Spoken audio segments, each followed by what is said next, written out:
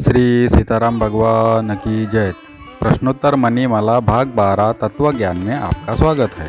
प्रश्न 5, क्या तत्वज्ञान होने पर स्वयं की संपूर्ण शक्तियाँ प्रकट हो जाती है? उत्तर, स्वयं में अनंत शक्तियाँ हैं, परंतु तत्वज्ञान होने पर वे सब शक्तियाँ प्रकट नहीं होती। तत्वज्ञानी महापुरुष युज्जान योगी होता है, अतः वह जहाँ वृत्ति लगाता है वही शक्ति प्रकट होती है।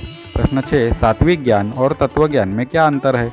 उत्तर, सात्विक ज्ञान में संग है, पर तत्वज्ञान सर्वथा असंग है। सात्विक ज्ञान में दृष्टा यानी देखने वाला रहता है, पर तत्वज्ञान में दृष्टा नहीं रहता। सात्विक ज्ञान में मैं ज्ञानी हूँ, इस प्रकार अपने में विशेषता का भान होता है, पर तत्वज्ञान में ज्ञानी अर्थात अहंभाव न रहने से अपने में विशेषता नहीं दिखती। प्रश्न 7, क्या तपस्या से ब्रह्मज्ञान हो सकता है? उत्तर, तपस्या से ब्रह्मज्ञान परंपरा से हो सकता है, साक्षात नहीं।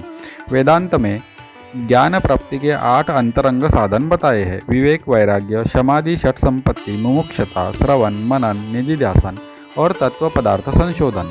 तपस्या ज्ञान प्राप्ति का अंतरंग साधन नहीं है, प्रत्युत बहिरंग साधन है।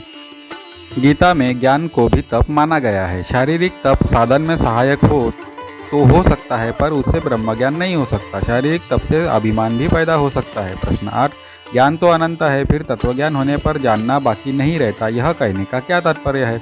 उत्तर, वास्तव में ज्ञान अनंत है, अतः तत्वज्ञान होने पर जानना बाकी नहीं रहता। ऐसा कहने का तात्पर्य है कि हमारी जिज्ञासा पूरी हो गई। जैसे हम कहते हैं कि मैंने पानी पी लिया, तो इसका यह अर्थ नहीं है कि संसार में पानी नहीं रहा, प्रत्युत यह अर्थ है कि हमारी प्यास बुझ गई।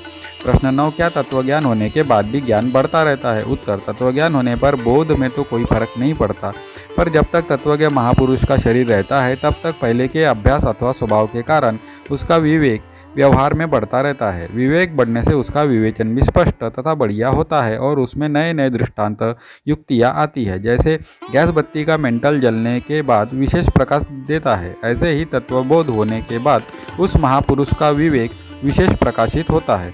यह विशेषता चेतन यानी स्वरूप में नहीं आती, प्रत्युत जड़ यानी व्यवहार में आती है। कारण कि तत्वबोध होने पर जड़ चेतन का सर्वथा विभाग हो जाता है, अर्थात जड़ चेतन की ग्रंथि टूट जाती है। श्री सीताराम भगवान की जय।